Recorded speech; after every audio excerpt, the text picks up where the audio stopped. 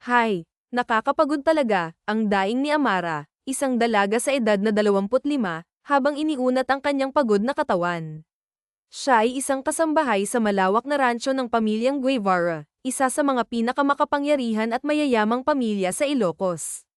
Magtatatlong taon na siyang naninilbihan dito, ngunit sa totoo lang, hindi naging madali ang kanyang buhay. Lord, ang sakit na ng balakang ko. Kailan kaya matatapos ang delubyong ito sa buhay ko? Bulong niya habang pinipilit tapusin ang kanyang trabaho. Amara, sigaw ng kasamahan niyang si Lila mula sa terrace. Ang boses nito'y pamunit sa tahimik na hangin ng umaga habang siya'y abala sa pagsasampay. Bakit? Sagot niya nang may kaunting iritasyon. Hanap ka ni Master Sean, dagdag ni Lila, na tila may halong takot ang tono. Napaikot agad ang mata ni Amara. Ang marinig pa lang ang pangalan ng kanyang supladong amo ay sapat na para mag-init ang kanyang ulo. Si Master Sean, ang lalaking laging may reklamo at tila walang nakikitang tama sa lahat ng ginagawa niya. Oo na, tapusin ko lang to, sagot niya nang may halong inis. Tinapos niya ang huling piraso ng damit at dali-daling lumapit kay Lila. Ikaw na ang magdala nito sa laundry area, please, pakiusap niya habang iniaabot ang basket. Ang tagal mo. Baka nag-aapoy na naman ang ilong niyan sa galit. Lagot ka talaga, pang-aasar ni May na biglang sumulpot mula sa likuran. Napailing si Amara at muling napaikot ang mga mata. Bakit ba kasi ako pa ang kinuha niyang exclusive maid kung parang wala naman siyang nakikitang tama sa mga ginagawa ko? Lahat na lang, may puna siya, reklamo niya habang pilit na pinipigilan ang sariling mainis ng husto. Ano ba kasi ang ginawa mong masama sa kanya? Bakit parang sayo lang siya laging galit? Sa amin, sobrang bait naman niya, tanong ni Lila na tila naguguluhan. Ewan ko, wala akong maalalang atraso sa kanya, promise, sagot ni Amara, sabay buntong hininga. O siya, alis na ako. Ipanalangin mo na lang na buhay pa akong bumalik mamaya. Kung hindi, baka humagulgol na lang ako sa sobrang frustration. Habang umaakyat si Amara sa hagdan ng mansyon, naramdaman niya ang bigat ng bawat hakbang. Ang bawat baitang ay tila may dalang tanong, hanggang kailan ko ba kakayanin ito? Ngunit bago niya katukin ang pinto ng kwarto ni Master Sean, huminga siya ng malalim, pilit na pinapalakas ang loob. Si Sean Guevara, ang bunsong anak ng mag-asawang Guevara, ay siyang natitirang naninirahan sa mansyon kasama ang kanyang mga magulang. Siya ang namamahala sa malawak na rancho ng kanilang pamilya sa Ilocos, isang responsibilidad na tila hindi niya lubos na pinahahalagahan. Samantalang ang kanyang nakatatandang kapatid na si Bradley ay nasa Maynila, abala sa pag-aasikaso ng kanilang negosyo kasama ang kanyang asawa, si Sofia, isang dating kasambahay sa rancho na naging matalik na kaibigan ni Amara. Ang kanilang pagkakaibigan ay nag-ugat sa mga panahong magkasama nilang tinatawid ang mga hamon ng pagiging kasambahay. Hay, sana kasing bait na lang ni Master Bradley si Sean, bulong ni Amara habang pinipilit pigilan ang pagtaas ng kanyang inis. Paano ba naman, si Sean ay kilalang suplado at tila siya lamang ang pinupuntirya ng masungit nitong ugali. Sa ibang kasambahay, maayos naman ang trato nito, ngunit sa kanya, hindi. Mula nang italaga siya bilang exclusive maid ni Sean, sunod-sunod ang mga utos nito, hindi pa basta-bastang utos, kundi mga gawaing nakakapagod at minsan ay walang kabuluhan. Kahit ang pinakamaliit na bagay, inuutos pa rin nito, dahilan upang madalas niyang maramdaman ang labis na pagkasuya. Sa kabila ng lahat ng ito, hindi niya magawang mag-resign. Ang trabahong ito ang tanging bumubuhay sa kanya, at wala siyang ibang pagpipilian kundi tiisin ang bawat araw na puno ng hirap at paakit. Master Sean, si Amara po ito, mahina ngunit malinaw na wika niya matapos kumatok sa pinto ng kwarto nito. Come in, sagot ng malalim na boses ni Sean mula sa loob. Huminga ng malalim si Amara bago pumasok. Bumungad sa kanya si Sean na nakaupo sa kama. Ang likod nito ay nakasandal sa headboard habang abala sa laptop na nakapatong sa kanyang mga hita. Ang malamig na aura nito ay tila nagbigay ng dagdag na bigat sa hangin sa kwarto. Buti na isipan mo pang puntahan ako dito, sarkastikong bungad nito, sabay angat ng tingin sa kanya. Ang mga mata nito ay malamig at puno ng pag-aalipusta. Pasensya na po. Naglaba at nagsampay pa kasi ako ng mga damit niyo, sagot ni Amara, ngunit bago pa niya matapos ang kanyang paliwanag, agad siyang pinutol ni Sean. Ipagtimpla mo ako ng kape, mariing utos nito. Tumango si Amara, pilit na pinipigilan ang sarili. Yun lang po ba? Maglinis ka rin dito sa kwarto ko, dagdag pa nito. Kakalinis ko lang po nito kanina, sagot niya nang may bahagyang pagtutol, ngunit tumigil siya nang makita si Sean na walang pakundangang pinagtatapon ang mga crumpled paper sa sahig. There, Lila lilinisin ka na ulit, anito na may halong panunuya. Napamaang si Amara, ramdam na ramdam niya ang pag-init ng kanyang mukha sa galit. Para itong bata kung umasta, ngunit wala siyang magawa kundi sundin ang utos nito. Ano pang hinihintay mo? Tanong ni Sean, ang tinig nito ay puno ng kawalang pasensya. Malamig na kape o mainit? Tanong niya, pilit na pinapakalma ang sarili kahit nagngingit-ngit na siya sa loob. Mainit, ang lamig-lamig ng panahon. Are you dumb? Sagot nito na tila isang kutsilyong tumarak sa kanyang dignidad. Kung maaari lang sakalin ni Amara si Sean sa mga oras na iyon, matagal na niyang ginawa. Ngunit sa halip, lumabas siya ng kwarto upang magtimpla ng kape. Pagbalik niya, inabot niya ito kay Sean at sinimulan na niyang linisin ang kwarto, kahit labis ang kanyang inis. Ano ba itong kapeng to? Napakatapang, reklamo bigla ni Sean matapos tikman ng kape. Tumigil si Amara sa pagva-vacuum. Hindi yung favorite mo yan na kape, matamis. Ayoko nito, magtimpla ka ulit. Pero sabi ko magtimpla ka ulit, sigaw nito, sabay titig ng matalim sa kanya. Sa puntong iyon, sagad na ang pasensya ni Amara.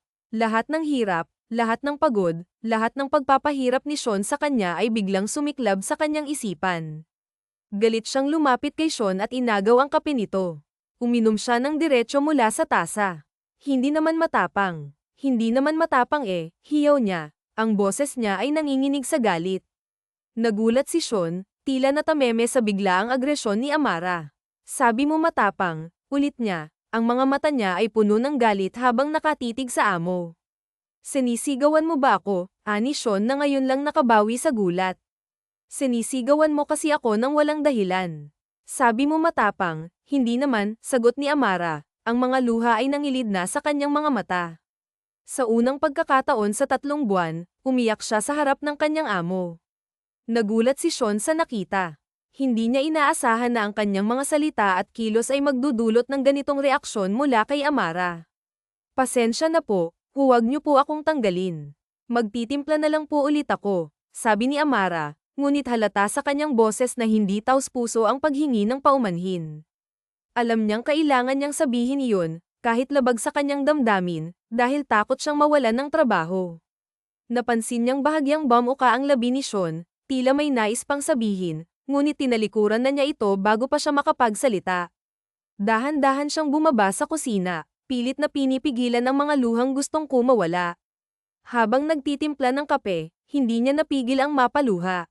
Ang bigat ng kanyang nararamdaman ay tila bumalat sa buong paligid, ngunit sinikap niyang magpatuloy. Naputol lamang ang kanyang pag-iyak nang pumasok si Minda, isa pang kasambahay. Viv, anong nangyari? Ayos ka lang ba? Tanong nito, halatang nag-aalala. Ayos lang, sagot ni Amara, pilit na ngumiti habang mabilis na pinapahid ang mga luha sa pisngi. Nako, sabi ko naman sa'yo, kung hindi mo na talaga kaya ang ginagawa sa'yo ni Master Sean, umalis ka na lang. May alam akong bahay na naghahanap din ng kasambahay. Pwede kitang irekomenda doon, alok ni Minda, puno ng malasakit. Salamat, Minda, pero hindi ko po kaya umalis dito. Mas mataas ang pasahod dito kaysa sa ibang bahay. Kailangan ko ang pera para sa ospital ng lolo ko. Oo nga pala, nasa ospital pa si lolo mo. Kaya mas lalo kang nahihirapan. Naputol ang sinabi ni Minda, halatang naaawa sa sitwasyon ni Amara. Hindi ako pwedeng umalis. Kakayanin ko pa naman. Kapag nakalabas na si lolo sa ospital, saka na lang ako aalis dito, sagot ni Amara, pilit na pinapalakas ang loob. Kung may pera lang ako, pahihiramin kita, kaso wala rin eh. Pasensya na, Viv, sabi ni Minda, halatang nahihiya. Huwag kang mag-alala, Minda. Hindi mo kailangang humingi ng pasensya. Alam kong pare-pareho tayong nangangailangan dito, sagot ni Amara, pilit na nagpapakita ng tapang. Hay nako, Viv, kaya labs na labs ka namin dito eh. Napaka-positibo mo pa rin kahit ang bigat ng pinagdadaanan mo, sabi ni Minda, pilit na binubuhay ang masayang atmosfera. Matapos magtimpla ng kape, muling umakyat si Amara sa kwarto ni Sean. Pagpasok niya, Naramdaman niya agad ang tensyon sa silid. Nakatingin sa kanya si Sean, ang mga mata nito ay tila nagmamasid sa bawat galaw niya. Narito na po ang kape, Master. Pasensya na po kanina, napasigaw ako. Pagod lang po ako, sabi ni Amara, pilit na mahinahon ang boses. Hindi makatingin si Sean sa kanya, halatang may nais ding sabihin ngunit pinipigilan ng kanyang pride. Alam niyang napasobra ang inasal niya, ngunit hindi niya magawang magpakumbaba. May ipag-uutos pa po ba kayo ngayon? Tapos na po akong maglinis, dagdag ni Amara, diretso ang tingin kay Sean. Sa unang pagkakataon, tumingin si Sean ng diretso kay Amara. Seryoso ang mukha ng dalaga, walang bakas ng ngiti. Hindi niya maintindihan kung bakit, ngunit naiirita siya sa ideya na hindi pa niya nakikitang ngumiti si Amara para sa kanya. Wala na, pero mamaya samahan mo ako sa barn, sabi ni Sean, mas mahinahon ang tono. Bakit po? Tanong ni Amara, bahagyang nagtataka. Natigilan si Sean, halatang nag-iisip ng dahilan. Kasi baka may ipautos ako. At, kailangan ba talagang may dahilan? Sagot nito, suplado ang tono. Lihim na napailing si Amara ngunit hindi na nagsalita pa. Sa isip niya, sekretarya naman po kayo, bakit hindi na lang siya ang utusan? Katulong lang naman ako dito, pero bakit pati trabaho ng sekretarya, ako pa ang gagawa? May sinasabi ka? Tanong ni Sean, malamig ang boses. Wala po, mabilis na sagot ni Amara bago lumabas ng kwarto. Pagsapit ng hapon, sinamahan nga niya si Sean sa barn. Habang naglalakad dito at abala sa pagche-check ng mga kabayo, tahimik lamang siyang nakasunod. Napansin niyang masayang kausap ni Sean ang mga tauhan, lalo na si Henry. Maayos na maayos po ang lagay ng mga kabayo, Master Sean. Si Venus nga po, masiglang masigla, sabi ni Henry. Tumango si Sean, ngunit biglang sumulyap kay Amara. Hindi niya alam kung bakit, ngunit tila may kakaibang nararamdaman siya tuwing nakikita ang dalaga. Amara, nandito ka pala, biglang bati ni Ethan, isa sa mga kababata ni Amara na nagtatrabaho rin sa rancho. Matangkad at payat si Ethan, kay Darren lang din niya. Oh, Ethan, kumusta? Masayang bati ni Amara, halatang natuwa sa muling pagkikita nila. Ang saya sa kanyang boses ay hindi nakaligtas kay Sean, na kanina'y may bahagyang ngiti habang kausap si Henry, ngunit ngayon ay biglang bumagsak ang ekspresyon ng mukha. Okay lang, Viv. Ang ganda-ganda mo na ngayon. Hindi na ikaw yung uhuging Amara na kilala ko dati, sabi ni Ethan, pabiro. Grabe ka naman sa uhugin, ha? Sagot ni Amara, sabay tawa. Amara, malamig na tawag ni Sean, gamit ang tunay niyang pangalan, na bihirang-bihira niyang gamitin. Yes, Master Sean, sagot ni Amara, agad na tumingin kay Sean. Anong ginagawa mo dyan? Halika dito, utos ni Sean, igting ang panga at matalim ang tingin kay Ethan. Biglang nanlaki ang mga mata ni Ethan, tila nahintakutan sa nangyari, ngunit hindi iyon napansin ni Amara. Ethan, mamaya na lang tayo mag-usap, ha? Pagkatapos ng trabaho, mag-catch up tayo, sabi ni Amara habang nakangiti, hindi alintana ang tensyon sa paligid. Ah, oo. Sige, sagot ni Ethan, halatang wala sa sarili. Kapansin-pansin ang malamig na tingin ng kanilang amo na nakatuon sa kanya. Sige, bye-bye, paalam ni Amara na may ngiti pa rin sa labi. Nang medyo malayo na ang distansya nila ni Sean, naglakad-takbo si Amara papunta sa tabi nito. Ngunit nang magkatabi na sila, ramdam niya agad ang bigat ng tingin ni Sean sa kanya, tila ba may nais itong iparating. Bakit? Tanong ni Sean, halos hindi siya tinitingnan, at halatang pinipigilan ang galit. Hindi agad nakasagot si Amara, kaya't nagsalita ulit si Sean matapos silang iwan saglit ni Henry. Sino yun? Malamig na tanong nito. Sino po? Balik tanong ni Amara, nagtataka. Yung lalaking kausap mo. Boyfriend mo ba si Ethan? Tanong ni Sean, ang panga nito'y halatang nagigting. Nako, hindi mabilis na sagot ni Amara, sabay tawa. Kaibigan ko lang yun. Nakababata ko pa nga. Kaibigan, ulit ni Sean, ang tono'y puno ng pagdududa. Bakit siya lumapit sa'yo? Ngayon lang kasi kami ulit nagkita, paliwanag ni Amara, pilit na pinapakalma ang sarili. Oras ng trabaho ngayon, di ba? Pwedeng mamaya na kayong mag-usap, sabi ni Sean, ang boses nito'y suplado at malamig. Sorry, sagot ni Amara, sinabihan ko naman siya na mamaya na lang kami mag-usap pagkatapos ng trabaho. So, magkikita pa kayo mamaya pagkatapos ng trabaho, tanong muli ni Sean, at tila tumaas ang BP nito matapos itanong iyon. Oo, sagot ni Amara, diretso ang tono, kasi nga oras ng trabaho ngayon, so mamaya na lang. Hindi na sumagot si Sean. Umiwas ito ng tingin, ngunit halata ang iritasyon sa mukha nito.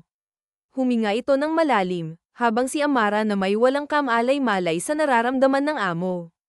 Pagkatapos ng trabaho, excited na naghanda si Amara para makipagkita kay Ethan. Napag-usapan nila kanina na magkikita sila sa labas ng mansion bandang alas 7 ng gabi. Masaya siya dahil matagal na niyang hindi nakikita ang matalik na kaibigan, at gusto rin niyang malaman ang balita tungkol sa dati nilang mga kababata. Ngunit bago pa man siya makaalis, biglang lumapit si Mai. Amara, pinapatawag ka ni Master Sean, sabi nito. Ha? Bakit daw? Tanong ni Amara, halatang nairita. Ewan, pero sigurado akong may iuutos na naman yun. Di pa ba siya natutulog? Sumimangot si Amara, ramdam ang inis. Alam naman niyang may lakad ako ngayong gabi, dagdag niya. Nasaan siya? Nasa kwarto, sagot ni Mai. Huminga ng malalim si Amara bago tumungo sa kwarto ni Sean. Pagdating niya roon, nakita niyang nanunood ito ng pelikula sa malaking TV. Pinapatawag niyo daw po ako, tanong ni Amara, halatang inis na. Nanunood ako ng movie. Gusto ko nang may kinakain habang nanunood. Ipagluto mo ako ng merienda, utos ni Sean, hindi man lang siya nilinggan. Nagtiimbagang si Amara, ngunit sinunod niya ang gusto ng amo. Nagluto siya ng popcorn at fries, sinamahan pa ng 2 bote ng wine. Pagbalik niya sa kwarto, inabot niya ang tray kay Sean.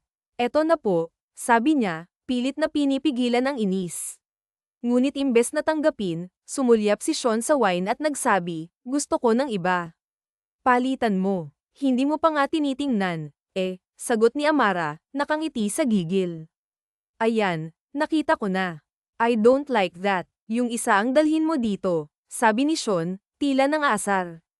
Napipilitang bumaba ulit si Amara para kunin ang mamahaling wine na gusto ni Sean. Pagbalik niya, inutusan pa siya nitong buksan ito at lagyan ng wine glass. Habang ginagawa ito, napatingin si Amara sa orasan. Late na siya ng 30 minuto sa usapan nila ni Ethan. Bamantong hininga siya, alam niyang hindi na siya makakarating at siguradong umalis na rin si Ethan sa kakahintay. Nang marinig ni Sean ang buntong hininga ni Amara, napangisi ito. Akala ko ba magkikita kayo ng kababata mo ngayon? Tanong nito, halatang nangaasar. Magkikita sana, kaso ang dami mong utos, sagot ni Amara, hindi maitago ang inis sa boses. You're my exclusive maid. Sana naisip mo yun bago ka pumayag makipagkita sa kung sino-sino. You have no time for that, sabi ni Sean, sarkastiko ang tono.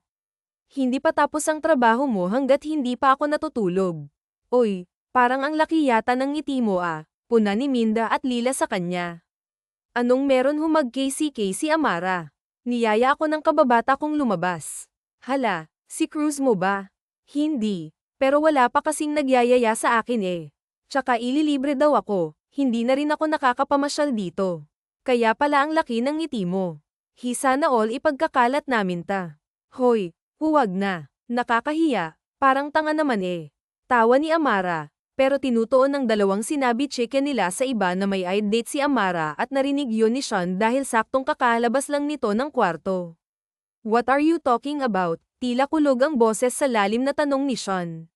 Madilim ang tingin nito sa mga katulong na nag-uusap-usap. Pasensya na po Master Sean. Sino may date si Viv po? Sinong ka-date? Yung kababata niya raw po Hindi namin sure. Sabay kabad umiti ang isang katulong mabait. Si Sean sa kanila parehong hindi nila alam kung bakit mukhang papatay ito sa itsura nito ngayon. Okay, magtrabaho na kayo ulit, stop gossiping around. Opo and call Jan please, sabi niya bago muling pumasok ng study room.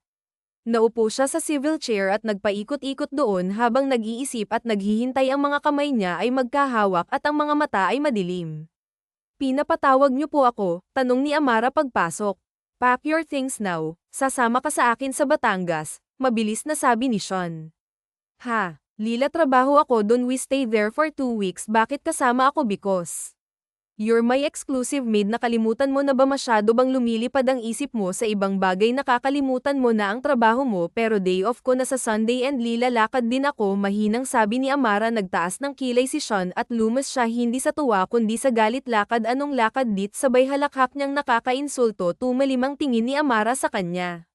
Ano bang mas importante sa'yo, date o trabaho? Pero day off ko nga ng Sunday, babayaran kita. Babayaran ko ang day off mong. Ayon, your grandfather is in the hospital, right? You need money. Babayaran ko lahat ng gastusin mo sa ospital, just come with me. Nagulat si Viv. Totoo, lumitaw ang evil SPK ni Sean. Mukha ba akong nagbibiro? Malaki ang bayarin ko sa ospital, seryoso ka ba? At saka, ano ba kaimportante ang trabaho mo sa Batangas na kailangan pa ako? Pagtataka ni Amara. Importante, sabay ngisi muli ni Sean. Kinailangan tuloy ni Viv na ay cancel ang usapan nila ni Ethan nung araw din na yun. Labis-labis talaga ang hiya niya, pero wala rin siyang magawa at bago matapos ang araw bumiyahe na sila ni Sean. Ginamit nila ang SUV nito, ito ang nag-drive, samantalang nasa passenger seat naman siya sa tabi nito. Pagdating nila ng Batangas, nagstay silang dalawa sa isa sa mga rest house nito doon. Ano bang trabaho mo dito? Tanong niya kinabukasan pagkatapos ay lapag ang breakfast ni Sean sa lamesa. Bagong ligo si Sean, mamasa-masa pa ang buhok nito at nakasuot na ng panggalis. Sabayan mo na ako sa pagkain, Anes yan, may multo na ngisi sa labi na pak. Kap-kap naman si Amara. Hindi na pagkatapos mo na lang sabayan mo na ako para hindi masayang ang oras. I'm meeting a business partner at alas 9, hindi kita pwedeng hintayin habang kumakain ka. Wala tuloy nagawa si Amara kundi ang sabayan na lang ito pagkatapos ng meeting mo. Ano pang gagawin natin ngayong araw? At saka nasan yung secretary mo? Tanong niya pagkuha ng plato at kutsara. My secretary is on a vacation. Wow, vacation? Pinagbakasyon ko muna siya. Pinagbakasyon mo? Lila, pupuntahan ka ditong importante sabi mo tungkol sa business. Salubong ang kilay na sabi ni Amara. Umisis-isi yan bago uminom ng kape. I'm meeting a business partner, he is the very important person I'm talking about. Pero pagkatapos nun wala na, kaya pinagbakasyon ko na muna siya. Hadi ko gets, paanong wala na? Sabi mo 2 weeks tayo dito. Hindi sumagot si Sean. Lila, pumasok namang ideya sa utak ni Amara pero ipinagsawalang bahala na lamang niya yun. Anong gagawin mo dito in 2 weeks? Let's see, maybe visit some great places here. Para lang nagbabakasyon ka niyan? Exactly, so ibig sabihin magbabakasyon ka lang dito? Hindi makapaniwalang sabi ni Amara. Hindi naman tinang Jinisan kaya namula ang mukha niya sa galit. Bakit pa ako sinama dito? Kung ganun ay need a maid. Pakiramdam ni Amara ay sasabog na siya. Anong oras? Sa narinig na sagot, yin the maid. So sinayan ko lang pala yung day off ko para dito. Day off mo kasi may kadate ka sa day off mo. Nis-nis yan, pero iritado. Ano naman? Ngayon kung may kadate ako sa day off ko, problema ba yun? Hindi ba ako pwedeng makipag-date sa day off ko? Hindi galit ding sabi ni Sean. Natigilan si Amara pero mas lalo lang nagalit. At bakit hindi? Day off ko naman yun, hindi ka pwedeng makipag-date sabi ni Sean at kinalabog ang lamesa. Patayo, do you understand? Bakit nagugulat at naguguluhang sabi ni Amara? Matalim ang tinging dumukwang sisan palapit sa kanya. Kumalabog ng sobra ang dibdib niya sa kaba. Hindi niya alam kung bakit habang pilit na nilalabanan ng titig ng binata kasi hindi pwede mariing sabi ni Sean bago nag-walkout dahil sa pagtatalo nila. Akala ni Amara hindi na siya isasama pa ng amo sa lakad nito ngayon pero isinama pa rin siya nito. Nakipagkita nga ito sa isang matandang lalaking business partner at pagkatapos nun akala niya uuwi na sila. Saan tayo pupunta? Medyo tahimik niyang tanong na makitang matagal na silang nakasakay pa rin sa kotse kahit malapit lang naman yung rest house, hindi pa rin kasi sila okay. Malamig ang trato sa kanya ni Sean. Iniisip nga ni Amara kung dapat ba siyang mag-sorry, pero bakit siya magsosorry? Lila, nagawa ba siyang mali? Wala naman oy, tunog na Nuno, yun na tawag niya. Uminit ang pisngi niya nang mapagtanto yun. Master Sean, tawag niya ulit. Tsaka lang siya nito nilingan habang nagdadrive. Malamig pa rin ang tingin. Call me Sean kapag tayong dalawa lang, malamig pa rin sabi nito. Ha, hindi pwede, natatawang sagot niya. Sinong nagsabi? Wala, pero call me Sean. Gusto pa sana makipagtalo ni Amara pero bumantong hininga na lang siya. Hindi niya alam ba't galit si Sean, pero ayaw niyang dagdagan pa ang galit nito at baka ma-assassinate pa siya. Saan nga tayo pupunta? Tanong ulit niya. To a place where we can both relax. Kumunat ang noo ni Amara.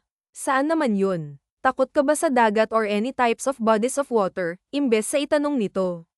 Hindi, sagot niya. Great, saan nga? Hindi na sumagot si Sean pero nalaman niya rin naman kalaunan na dinala siya nito sa isang lake park at nagrenta ito ng maliit na bangkang sasakyan nila. Gulong-gulo si Amara kung ba't sila sasakay sa ganun, pero dahil never pa niya na-try yun, na-excite din siya. Kinakabahan ako, aniya nang nagsimula nang lumayo ang bangka sa boardwalk. Don't be, wika ni Sean at hinawakan ang kamay niya. Natigilan si Amara at nagulat na napatingin kay Sean.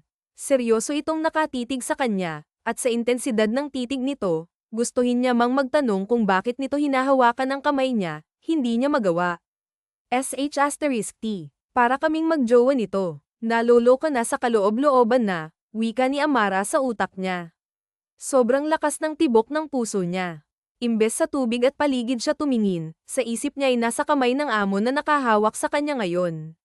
Here, inabutan siya ni Sean ng isang burger gamit ang isang kamay nito, at ang isa di pa rin tinatanggal sa kamay niya. Thanks, sabi niya kaya lang paano niya kakainin ang burger kung nakahawak sa kamay niya si Sean. Nang mapansin yun ng binata, parang napapaso nitong inalis ang kamay niya sa kanya at umiwas ng tingin.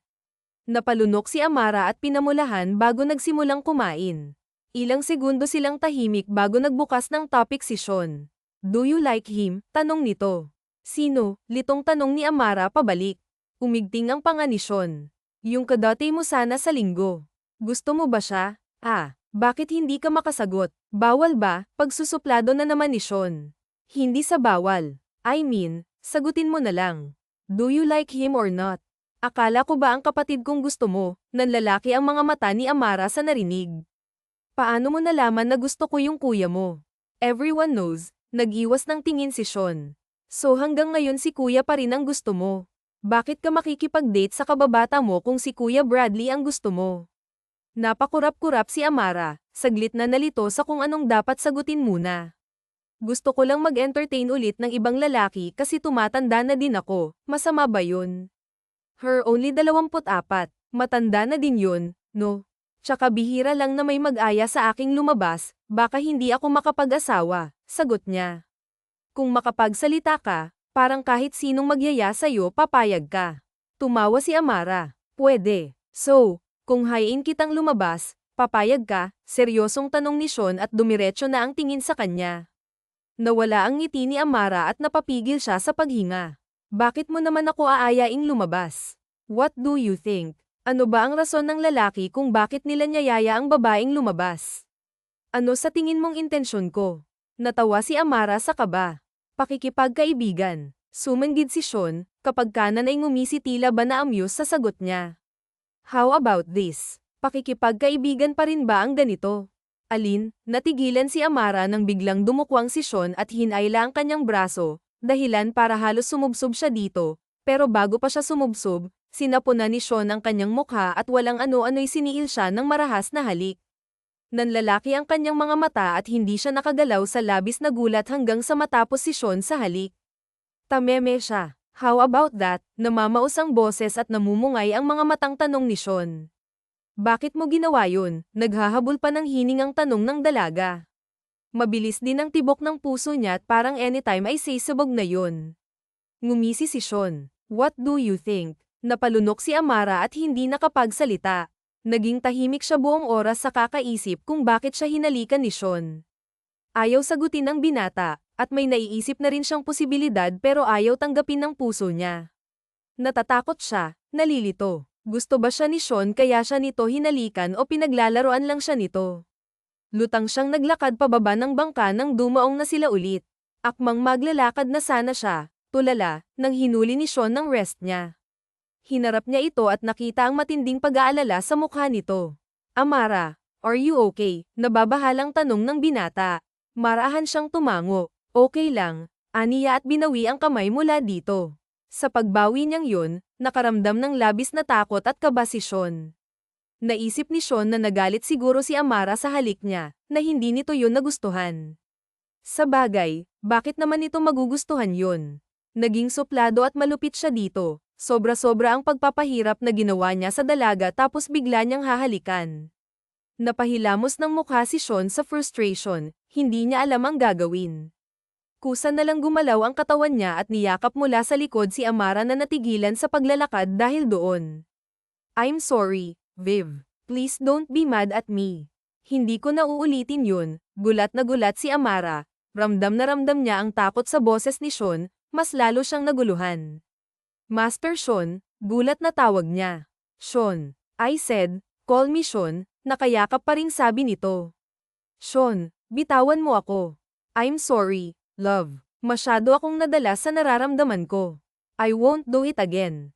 I won't kiss you again if you don't like it, just don't be mad at me. Hindi ako galit. Why are you so silent then? Hindi umimik si Amara at tumitig lang kay Sean hanggang sa makauwi sila sa rest house. Hindi niya sinagot ang amo.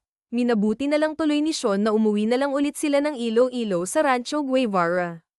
Hindi na rin yumangal si Amara dahil yun din ang gusto niya. Kapag nagtagal pa kasi silang magkasama na silang dalawa lang, feeling niya mababaliw siya. Tinawag niya akong love, hindi makapaniwala ang usual niya pagdating sa maid's quarter nang nasa rancho na ulit sila. Sobrang bilis ng tibok ng puso ni Amara. First time niyang makaramdam ng ganito. Anong nangyayari? Bakit siya ganon? Gusto niya ba ako? Pumikit ng mariin si Amara. Para talagang mababaliw na siya. Amara ay anak ng... Napatalon sa gulat na sabi niya nang biglang pumasok si Mai. Natawa si Lila sa kanyang reaksyon. Oh, anong nangyari? Sao, pinapatawag ka ni Master Sean sa study room. Ako, bakit? Sino pa ba? Ikaw ang maid niya, alangan naman kami yung tawagin niya, tawa ni Mai. Napakamot ng batok si Amara at lumabas na. Kabadong-kabado siyang naglakad papunta sa study room. Kailanman hindi siya kinabahan habang papunta kay Sean, ngayon lang. Dati irita ang nararamdaman niya, bakit ngayon biglang nagbago? Master Sean, nauutal niya pang sambit niya pagpasok doon. Nakaupo si Sean sa swivel chair at nananaliti ang mga matang nakatingin sa kanya. Kumain ka na? Tanong nito. Oo. Tumayo bigla si Sean at sa hindi malamang dahilan, napaatras si Amara dahil doon. Natigil tuloy ang binata nang mapansin yun. Si Amara naman nagtaka rin bakit ganon ang kilos niya. Pwede ba akong lumapit? Marahang tanong ni Sean. Oo, wika ni Amara. Huminga ng malalim si Sean bago lumapit. Let's talk about what I did. Napalunok si Amara. Okay lang naman, hindi ako galit. Promise hindi ka galit pero mag-explain pa rin ako kung bakit ko ginawa yon. Mas lalong kinabahan si Amara. Bakit mo nga ba ginawa yon? Pinaglalaroan mo ba ako? Hindi ko maintindihan bakit mo ko hinalikan. Dahil gusto kita. Nang laki ang mga mata ni Amara. Gusto mo ako. Matagal na, Haven. Pagtapak mo pa lang dito sa rancho 3 years ago gusto nakita. But you always got your eyes on my brother at kahit nagpapapansin na ako sa'yo dati, hindi mo ako pinapansin. That's why I made you my exclusive maid pero kahit ganun, wala ka pa ring pakialam sa akin. I felt like I'm some ghost every time I see you. So nagagalit ako lagi sa'yo kaya pinahihirapan kita, tapos dun mo lang ako napapansin kapag nagagalit ka sa dami ng utos ko so I settled for that and I'm sorry. Napamaang si Amara, hindi siya makapaniwala.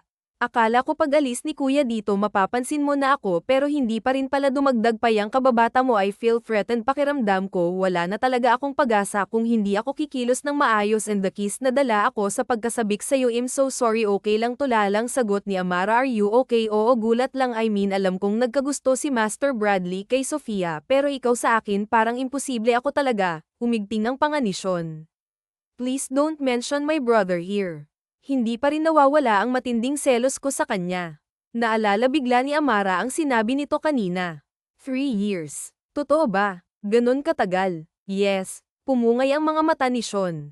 Akmang magsasalita ulit si Amara nang may kumatok at biglang pumasok. Napasinghap si Amara, Master Bradley. Natigilan si Bradley na makita ang ayos nila.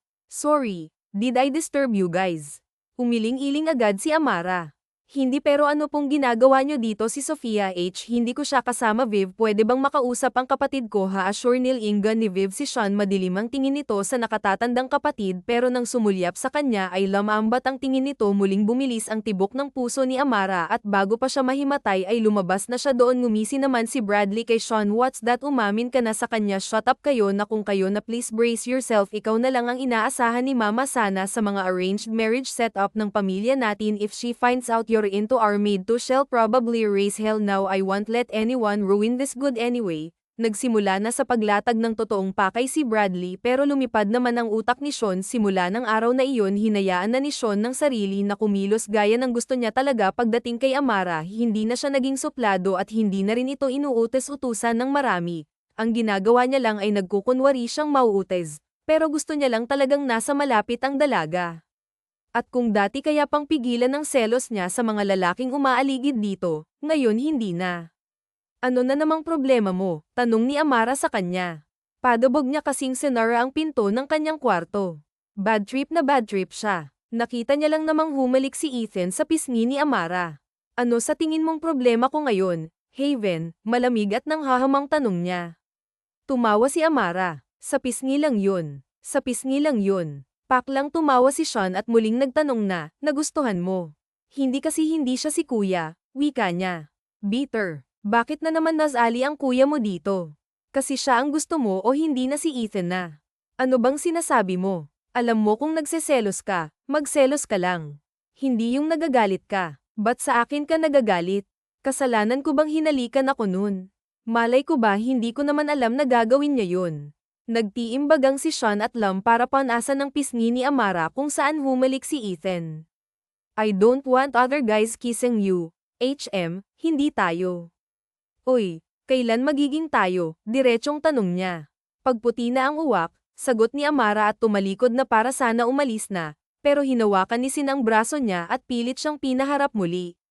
Hindi mo ba talaga ako gusto? Nabasag ang boses ni Sean. Sean, gulat na sambit ni Amara.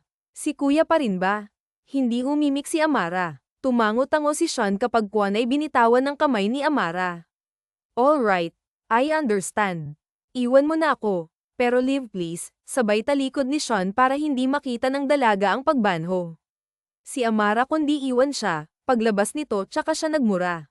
This is so gay at I can't believe umiiyak ako dahil sa selos, galit na utos ni Sean. Samantala, lutang namang naglakad sa hallway si Amara. Iniisip niya ang mga mata ni Sean kanina nang magtanong ito, kitang-kita niya ang sakit, pagod at dismaya sa mga mata nito. Wala ba talaga akong gusto sa kanya? Hindi maiwasang tanong ni Amara sa sarili. Pagkatapos ng araw na yun ay dumistansya muna tuloy si Sean sa kanya. Medyo nanibago tuloy si Bibi dahil nasana na siyang ginugulo ng amo. Hoy, alam niyo ba may dalang babae si Master Sean ngayon sa kwarto niya? Natigilan si Viv sa pagpunas ng vase nang marinig yun, nagtsitsismisan ng ilang mga katulong malapit sa kanya. Nang inag ang kalamnan ni Amara. Talaga, wow. Parang bago yan ah. First time yan, wika ni Mai. Oo nga, girlfriend niya siguro no naman yun magdadala dito sa mansyon kung hindi. Nasa kwarto pa. Napaawang na ng labi si Amara sa puntong yun pakiramdam niya na punit bigla ang puso niya na imagine niya agad si Sean na may kasamang babae sa kwarto nito at nagmimilagro sila parang apoy na lumiyab sa galit si Amara. Hindi niya alam kung saan siya kumuha ng guts na pumunta sa kwarto ni Sean basta nanginginig siya sa matinding galit. Sumabog ang pinto ng kwarto ni Sean pagbukas niya noon pero imbes na may makitang babae, mag-isa lang si Sean. Nasaan siya ho? Tanong ni Sean. Lilangisi sa labi. Ong babae mo, naiiyak na sigaw ni Amara. Walang babae dito sinungalin ka narinig ko si Nalila na pinag-uusapan na may dala kang babaeng dinala dito sa mismong kwarto mo pa akala ko ba ako yung gusto mo sinungalin ka tuluyan nang bumuhos ang mga luha ni Amara. Ba't ka umiiyak? Seryoso ng tanong ni Sean Lam sa kanya at sinubukang hawakan ng kanyang siko upang aluhin siya ngunit hinawi niya lamang yun. Huwag mo akong hawakan sinungalin ka ba't ka umiiyak ba't ka galit tell me mo ako gusto right pero bakit ka umiiyak ngayon thinking I'm with a woman here hindi ko alam pero sinungaling ka pa rin you like me, sabi ni Sean. Mas lalong nagalit si Amara. Nasaan na nga ang babae mo? Anong gagawin mo susugurin mo siya tawa ni Sean just admit it you like me so kung gusto kita may silbi pa ba ngayon sinungalin ka traidor. Anong tinidor ko walang babae dito hindi totoong sinabi ng mga katulong Lila Multo sa labing sabi ni Sean natutuwa sa pagseselos ng dalaga stop crying baby.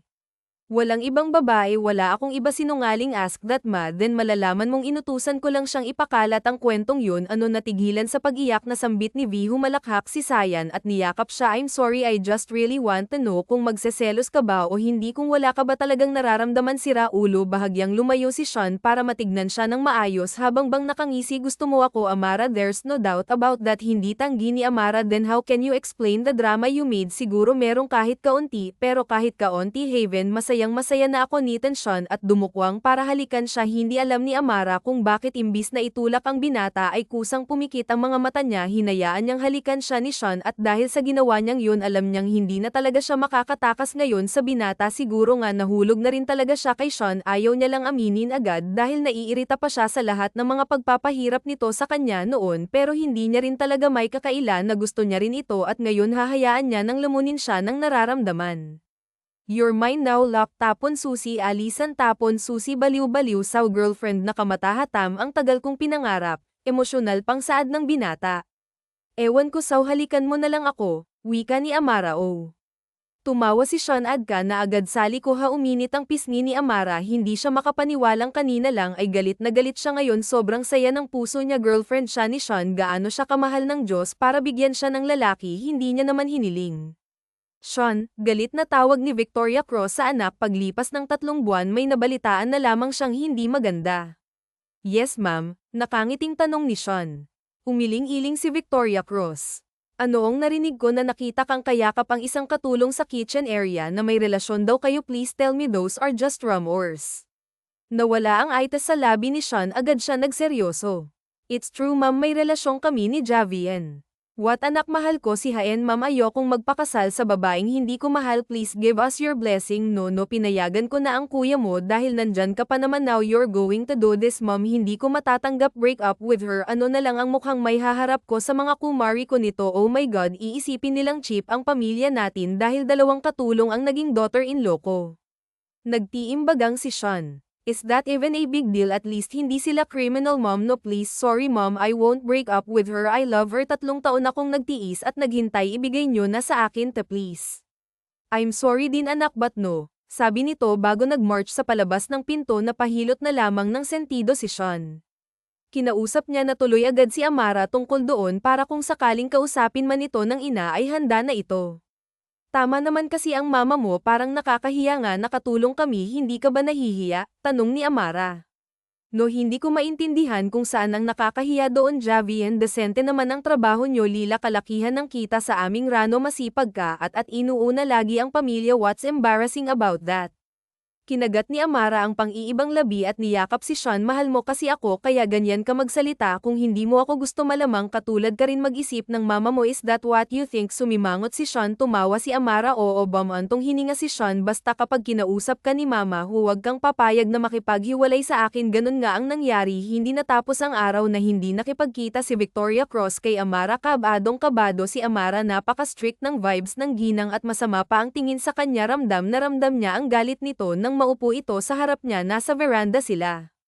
I'll offer you 10 million, layuan mo ang anak ko, mariing sabi ni Victoria Cross. Ngumiti agad si TV. Taasan mo pa po, taasan mo pa po yan. Hindi ko po hihiwalayan ang anak nyo, patuloy niya. Ikaw, joke lang po madam, pero yung sa hindi hihiwalayan si Sean, seryoso po ako doon. Please po, ayoko po sana ng ganito. Ito po yung dahilan kung bakit hindi ko agad tinanggap si Sean, dahil alam kong mangyayari ang ganito, pero ngayon po handa po kong harapin pero umaasa pa rin akong hindi sana hayaan nyo na lang po kami kasi totoo naman pong nararamdaman namin para sa isa't isa. Ramdam ko pong genuine sa akin si Sean at ganun din po ako sa kanya. Liar, you are just using him for money. Pareho kayo ng kaibigan mong si Sofia. Wala po akong pakialam sa yam ni Sean. Ayoko po ng instant money, sadyang mayaman lang po talaga siya, bonus lang po yun. Umiling-iling si Mrs. Guevara. Biglang nagmamakaawa siyang tinignan na iya. Please, if you truly love Sean, let him go. Hindi ka bagay para sa kanya, may babae nang nakalaan para sa kanya. Hindi po ako magdedesisyon para kay Sean sa bagay na yan. Let him choose who he wants to be with po. Yan po ang tunay na pagmamahal. Kung ganun, palayain mo siya. Kahit po palayain ko si Sean, gag-apang sa pabalik sa akin. Kilala ko ang anak niyo madam at alam kong kilala mo rin siya. Alam kong alam mo na ganun ang gagawin niya. Galit na sinabuyan siya ng tubig ni Victoria Cross. Sakto namang nakita yon ni Sean. Mama, tumakbo ito patungo sa kanila at mabilis na hinawakan si Amara. Are you okay? Okay lang, medyo gulat pa ring sagot ni Amara, hindi tinatanggal ang titig sa ina nito. Ma, why did you do that? Tumaas ang boses ni Sean na wika sa ina. Sean, huwag mong sigawan ang mama mo, wika ni Viv. Umigting ang panga ni Sean kapag kanan ay hinawakan sa palapasuhan ng nobya para hilahin na ito paalis doon. Pumasok sila sa quarter, napat pa ang nagpapahingang si Lila doon nang pumasok silang magkahawak kamay. Please give us a moment, wika ni Sean. Paulit-ulit tumango si Lila, nalilito pero walang imik ding lumabas si Yan. Wika ni Amara, pack your things, we're leaving. Mabilis na utos ni Sean. Saan tayo pupunta? Kahit saan basta malayo dito. Mom won't accept us easily and she will fire you too, so unahan ko na lang din. Magtatanan tayo. Kabadong saad ni Amara. Namungay ang mga mata ni Sean at hinawakan ang kanyang kamay. Are you willing to do it with me? Okay lang sa akin. Maayos naman na si Lolo at ang pamilya ko, pero ikaw seryoso ka ba dito? Paano ang work mo at saka ang trabaho ko? I can work for us, I will provide haven. Titig na sabi ni Sean na palunok si Amara. Ano love, please, I can't afford losing you. Kung ito lang ang tanging paraan para makasama ka, gagawin ko. God, hindi ko sasayangin ng 3 taon para lang makipag-break sa 3 months nating relasyon. Sasama ako, basta huwag mo lang akong lolokohin. Subukan mo lang talaga. Sean, tumawa si Sean at niyakap siya. I won't. You were my dreams for so long, baby. Ngumuso si baby. Oo, napaki ka na ngayon din agad. Umalis na tayo, wika ni Sean. Paano kayong mga gamit mo? Nakapag-impact na ako kanina pa. Gusto mo bang dumaan muna tayo sa inyo para makapagpaalam ka sa pamilya mo? Malambing na tanong nito. Huy, saan ka nakakita ng magtatanan na magpapaalam? Tawa ni Amara. Aalis lang naman tayo dahil sa pamilya ko. Ayos lang naman yata ako sa pamilya mo, sagot nito at muli siyang niyakap. Tumango-tango si Amara. Okay, ipapakilala na rin kita sa kanila pagkatapos sasabihin kong sasama na ako sa Maynila dahil maghahanap din ako ng trabaho doon. Ngumiti si Sean at hinalikan ng kanyang noo. Kabado naman si Amara, pero dahil ang nobyo naman niya ang makakasama, wala siya masyadong pinag-alala. Ginawa nga ng dalawa ang plano. Pagkatapos ipakilala sa pamilya, lumuwas din sila agad patungong Maynila at sa pinaglumaang condominium ni na Sofia at Bradley sila tumira ng ilang buwan. Ayos na ba kayo ditong dalawa? Tanong ni Bradley nang minsang bumisita ito kasama ang asawa na kangiti at magkahawak kamay sina Sofia at Amara. Kapwa masaya na nagkita rin sila pagkatapos ng isang taong pagwawalay sa isa't isa. We're fine here, thanks kuya, sagot ni Sean. Nag-aalala ng sobra sayo si Mama. Sean, I hope you'll contact her soon kuya. Nagbabanta ang tinig ni Sean. I am not saying you should go home now, sinasabi ko lang na kontaken mo siya para alam niya at mapanatag siyang nasa maayos ka lang kayong dalawa. Muntik na siyang dalhin sa ospital noong isang araw sa sobrang pag-aalala at pagkamis sayo. Alam mo namang hindi sanay si Mama na hindi tayo nakikita. Kita, at least tell her that you're doing good. Bamantong hininga si Sean, igting ang panga. Alright, I'll try to contact her later. Samantala, nakaramdam naman ng sobrang guilt si Amara. Pakiramdam niya, kasalanan niya talaga ang lahat. Idagdag pa ang sa kanilang dalawa ni Sean, mas critical thinker siya. Mas marunong siyang magkontrol ng damdamin kumpara kay Sean na handa talagang gawin ang lahat. Huwag lang silang maghiwalay. Patay na patay at baliw na baliw talaga ang binata sa kanya. Kaya naman, sa gabi ding yun, pag-alis pa lang ng mag-asawa, kinausap niya agad si Sean. At gaya nga ng inaasahan, hindi magiging madali yun. No, mariing sagot ni Sean. Ang sabihin niyang bumalik na sila. Sean, I realized, wala naman tayong masosolve kung nandito tayo eh. Kawawa lang ang mama mo, ayokong maging selfish. Mas lalo lang siyang magagalit sa akin, ayoko naman noon. Umiling si Sean. Hinayla siya ni Amara, niyakap at sinubsob nito ang mukha sa kanyang leeg. She's going to break us up. Mangyayari lang yun kung hahayaan mo. Bakit? Hahayaan mo ba? Of course not. Yun naman pala eh. Hindi ka naman niya makokontrol sa desisyon mo. Unless kung ikulong ka niya. Matigas ang ulo mo eh. Umiling pa rin si Sean. I still don't want to go. Paano kung sa pag-uwi natin doon at kinausap ka niya ulit? Magbago ng isip mo. Hindi niya ako mapipilit, Haven. Pero ikaw, pwede ka niyang mapilit, knowing you. You're so selfless, that's what I'm scared of, love. Paano kapag iniwan mo ako? I can't handle that. I'm going to die. Sean, gulat na sambit ni Amara dahil kailanman hindi niya naisip na ganoon ang tumatakbo sa utak ni Sean. Kumalas sa yakap si Sean at sinapo ang mukha niya. Paulit-ulit siya nitong hinalikan. Pagkatapos ay niyakap ulit at tila ba takot na takot nga talaga ito. Nalaglag ang panga ni Amara. Hindi niya alam na may ganitong insecurity pa lang ang boyfriend niya. Sean, hindi kita iiwan. Wala ka bang tiwala sa akin? Lila, tiwala ako sa'yo, pero sa hinaharap, wala. I don't want to risk things if I might lose you. Mahal kita. Hindi kita iiwan kahit anong mangyari. Hindi sumagot si Sean. Hinalikan lang siya nito ng malalim hanggang sa umabot na sila sa kama. Dahil doon, hindi na muna tuloy inungkat ni Amara ulit ang topic na yon. Kung ganoon ang security ni Sean na tila ba hindi pa nito alam kung hanggang saan ang pagmamahal niya para dito, hindi muna sila uuwi. Hindi niya ito pipilitin. Ipaparamdam niya muna sa binata na kahit anong mangyari, hindi niya ito iiwan. Ang plano ni Amara, pagkatapos lang ng 2 buwan, tsaka ulit kakausapin si Sean tungkol doon. Ngunit isang hindi inaasahang blessing ang dumating sa kanila, dahilan para modlat na naman yon.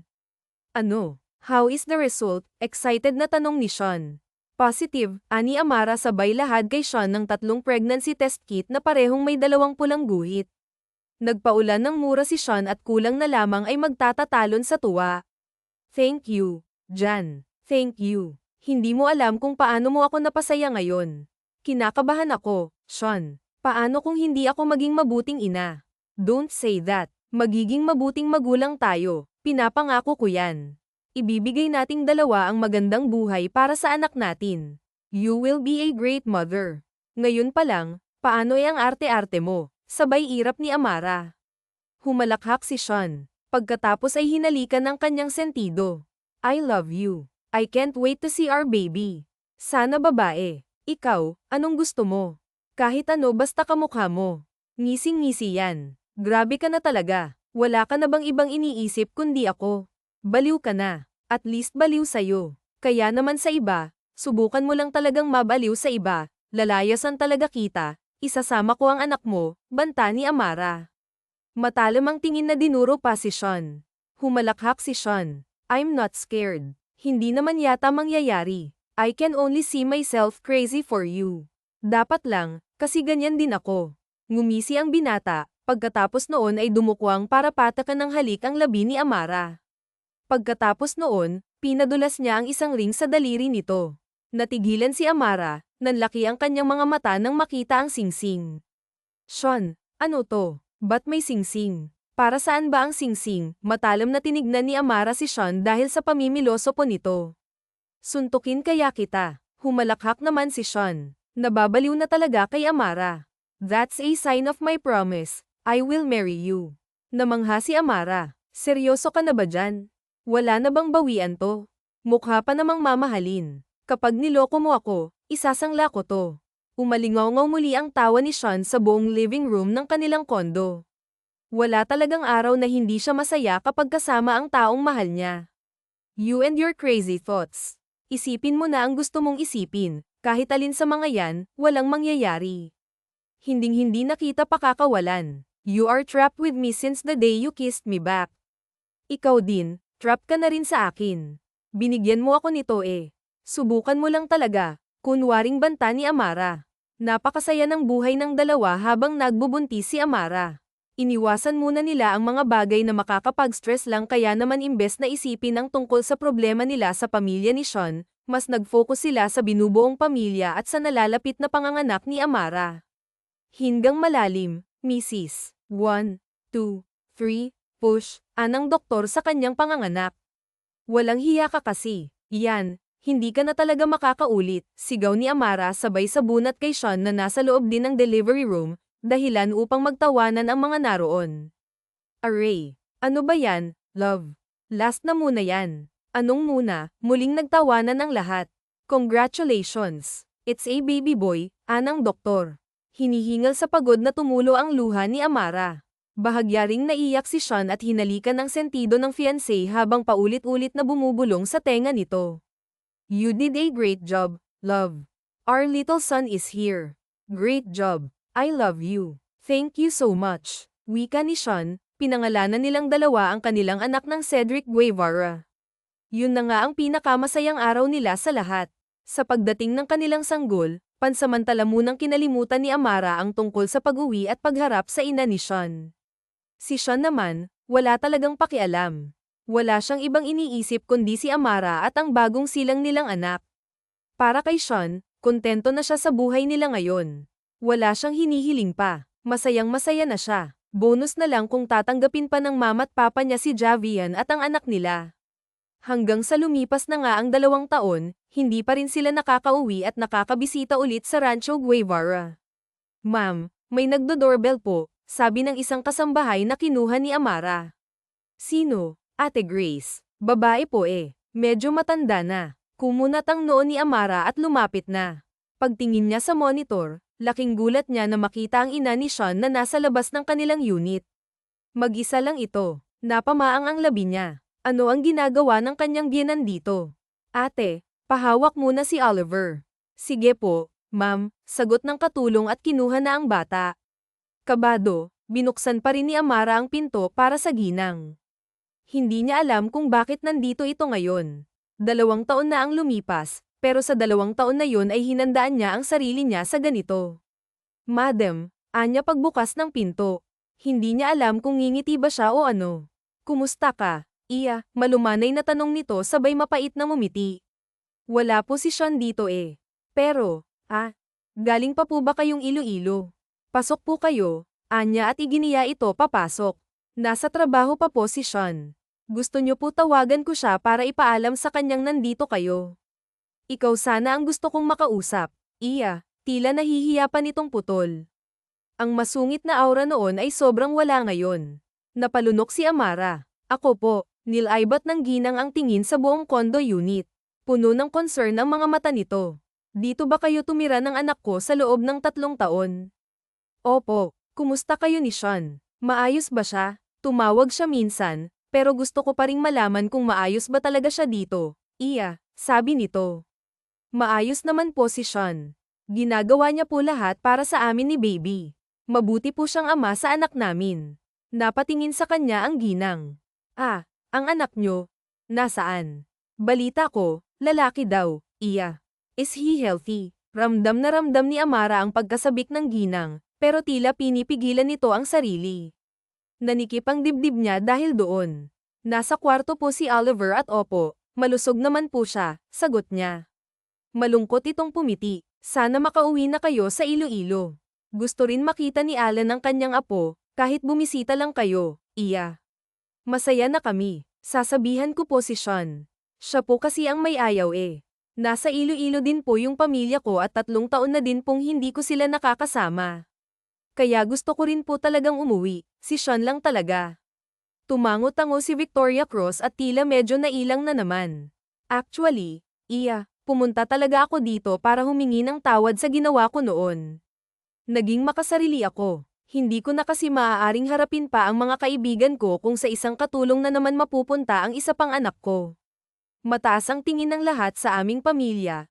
At balibalik ta rin man ang mundo. Magkaibang-magkaiba naman talaga ang mundo ng ginagalawan nyo ng anak ko. Alam ko po yun. Sa 3 taon naming pagsasama ni Sean, ramdam ko pong may mga bagay siyang nakasanayan na hindi ko yata makakasanayan talaga. Pero kahit ganun po, nagsisikap kami pareho na hindi maramdamang hindi kami pwede. Mahal na mahal ko po ang anak nyo at ganun din po siya sa akin. Mapait ulit ngumiti si Mrs. Guevara at tumango. I know. Hindi kami iiwan ng anak ko kung hindi kanya mahal. Kaya nagsisisi na talaga ako. Iya. Sana mapatawad mo ako. Sana bumalik na kayo sa rancho. Hindi naman po ako nagtanim ng galit sa inyo, madam. Naiintindihan ko rin po kasi kung bakit ayaw nyo sa akin noon. Yun. Iya. It doesn't matter to me now. Sophia told me things about you. She told me you're kind and you do everything to make my son happy. Ayos na sa akin yun. Basta masaya ang anak ko. Pumiti si Amara. Sa wakas ay naging ayos na rin sila ng kanyang magiging biyenan. Nawala na ang bigat sa puso niya at ngayon siguradong mas magiging masaya na ang kanilang pamilya. Pagdating ni Sean mula sa trabaho ng araw ding yun, ay ibinalita ni Amara ang tungkol sa pagbisita ng ina nito. Ikinwento niya rin ang paghingi nito ng sorry at ang pakiusap nitong umuwi na sila ng Iloilo. Ikaw ang bahala, mahal ko. If you don't really want, we don't have to go, masuyong sabi ni Sean sabay hawi sa takas na buhok ni Amara. Kumiti si Amara. Gusto ko. Miss ko na sina lolo at mga kapatid ko at mas gusto ko rin talagang sa Iloilo tumira kesa dito. Mas payapa doon at komportable, tsaka ikaw, alam kong okay na rin yung parents mo. Alright, Ngiti ni Sean at hinalikan ang likod ng palad ni Amara. Doon na rin tayo magpakasal. Mas lumawak ang iti ni Amara at tumango-tango. Sabado noon at umuwi na nga sila sa Iloilo. Tuwang-tuwa ang matandang mag-asawang Guevara lalo na't saktong naroon din sa rancho at nagbabakasyon sina Bradley at Sofia kasama rin ang anak nito. Mom, Dad, this is Hendrix, pagpapakilala ni Sean sa anak sa mga magulang. Good morning, Lolo, Lola, bati ni Hendrix sa maliit na boses. Nako, ang gwapo-gwapo, tuwang-tuwang sabi ni Victoria Cruz at kinarga si Hendrix. Mana sa akin, biro ni Senior Allen kina Sean. Sino bang mas matanda, si Hendrix or si Emma? Binalingan ni Victoria Cruz si Bradley na karga rin ang 2 taong gulang nilang anak na babae. Mas matanda ng ilang araw si Hendrix, Maria. Nako, naunahan pa kayo. Hindi bale, unahan nyo na lang sa ikalawang anak ha, panunuksong sabi ni Sofia kay Sofia. E kailan naman kayo magpapakasal na dalawa? Tanong ni Senior Allen, 5 months from now pa. Magsisimula na din kaming mag-prepare, sagot ni Sean at pinagapang ang braso sa bewang ni Amara. Nag-init ang pisngi ni Amara. Kit niya ang isisi sa kanya ng kaibigang si Sofia. Saglit tuloy siyang napaisip. Hanggang ngayon ay hindi pa rin siya makapaniwalang binahan siya ni Sean kahit isa lamang siyang hamak na katulong kumpara kay Sofia. Walang-wala siya. Kaya naiintindihan niya na nagkagusto si Brad sa kanyang kaibigan. Pero siya, hanggang ngayon iniisip niya pa rin kung ano ang magandang niya para biyayaan siya ng katulad ni Sean. Pero importante pa ba yun? Ang mahalaga, sinuwerte siya.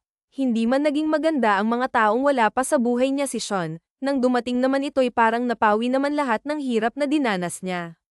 Hello, testing, ni Sean sa microphone na hawak. Ito na ang araw ng kanilang kasal. Nasa loob sila ng simbahan at magpapalitan silang dalawa ng vow sa isa't isa. Sobrang gwapo ni Sean sa suot nitong barong Tagalog at napakaganda rin ni Amara sa suot niyang wedding dress. Hello, testing ulit, ni Sean kaya nagtawanan na ang lahat ng imbitado. To my beautiful girlfriend who turned to be my fiancé, soon to be my wife, and is also my former exclusive maid, alis ngumiti si Amara hindi pa man nangingilid na ang kanyang luha. I love you and I want to thank you for choosing me despite all the hardships and heartaches we encountered together. Pwede mo naman akong iwan at ipagpalit sa iba dahil sobrang naging complicated ng relasyon natin, pero hindi mo ginawa yon. You stayed and chose to fought with me. Doon ko nasabi na tama talaga ang desisyon kong itanan to, palo tawa ni Amara habang umiiyak. Nagtawanan na rin lahat ng bisita. I love you so much my love. Pangako ko sa'yong hindi ka mag-ISIS pinili mo ako, ngumiti si Amara. Siya naman ang nagsalita, I love you to, Sean.